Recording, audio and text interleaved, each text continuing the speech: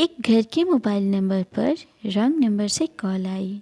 घर की एक औरत ने कॉल रिसीव की तो सामने से किसी अनजान शख्स की आवाज़ सुनकर उसने कहा, सॉरी, रॉन्ग नंबर, और कॉल डिस्कनेक्ट कर दी। उधर कॉल करने वाले ने जब आवाज़ सुनी तो वो समझ गया कि ये नंबर किसी लड़की का है। अब वो कॉल करने वाला लगातार रीडायल करता रहता है, पर वो औरत कॉल रिसीव नहीं करती है। फिर मैसेज का सिलसिला शुरू हो गया। जानू, बात करो ना, मोबाइल क्यों रिसीव नहीं करती हो? एक बार बात कर लो यार। उस औरत की सास बहुत मक्कार और झगड़ालू थी। इस वाक़ये के अगले दिन जब मोबाइल की रिंगटोन बजी तो सास ने रिसीव कर लिया। सामने से उस लड़के की आवाज़ सुनकर वो शॉक्ड रह गई।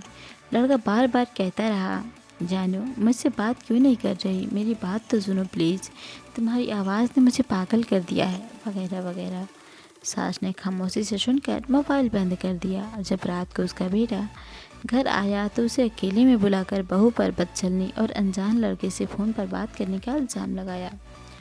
पति ने तुरंत बीवी को बुलाकर बुरी तरह मारना शुरू कर दिया। जब वो उसे बुरी तरह पीट चुका था, माँ ने मोबाइल उसके हाथ में दिया और कहा कि इसी में नंबर है तुम्हारी बीवी के यार का। पति ने कॉल डिटेल्स चेक की, फिर एक एक करके सारे अनरेड मैसेज पढ़े और वो गुस्से में बौखला गया।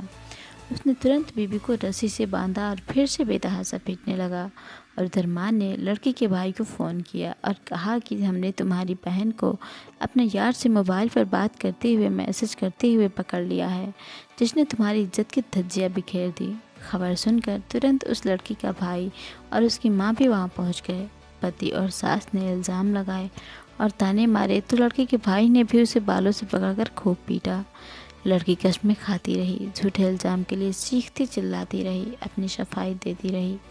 जाहिल और शैतान सास और पति के आगे बेबस रही। लड़की के माँ ने अपनी बेटी से कहा कि भारतीय होकर गीता पर हाथ रखकर कसम खाओ, तो उसने नहाकर फ़ौरन सबके सामने गीता पर हाथ रखकर कसम भी खाई।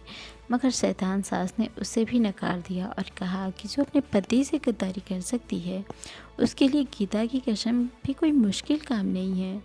इसके साथ पति ने वो सारे मैसेजेज उसके भाई को दिखाए जो लड़के ने लड़की को करने के लिए किए थे।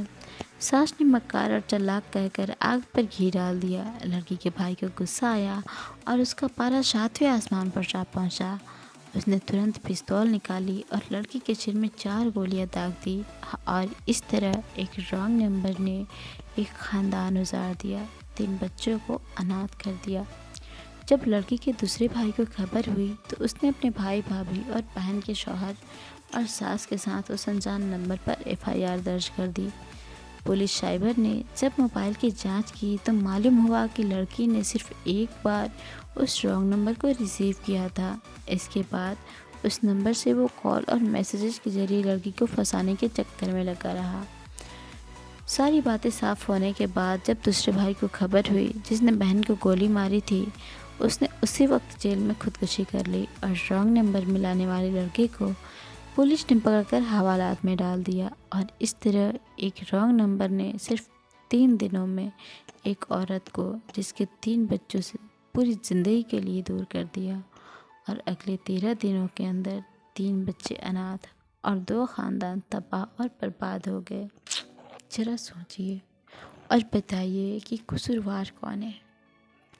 एक वो रॉन्ग नंबर वाला,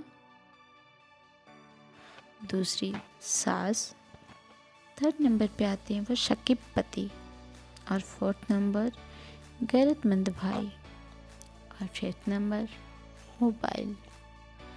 आप सब लोग गौर से सोचकर जवाब ज़रूर दीजिएगा। और वो पति और भाई लोगों से सविनय निवेदन है कि किसी भी औरत पर इल्ज़ाम लगाने से पहले सच्चाई जान ले, तब फैसला करें, क्योंकि पत्नियां और बेटियां ऐसी नहीं होती। और वो लोग जो रॉन्ग नंबर जानकर भी किसी महिला के पास फ़ोन बार बार करते हैं, उन्हें खुद समझना चाहिए कि हमारे घर में भी एक माँ है, एक बहन है, एक बेटी है। सबका सम्मान करें। तो फ्रेंड्स, ये कहानी आपको कैसी लगी हमें कमेंट करके बताएं। और ये सिर्फ कहानी नहीं, ये एक रियल स्टोरी है।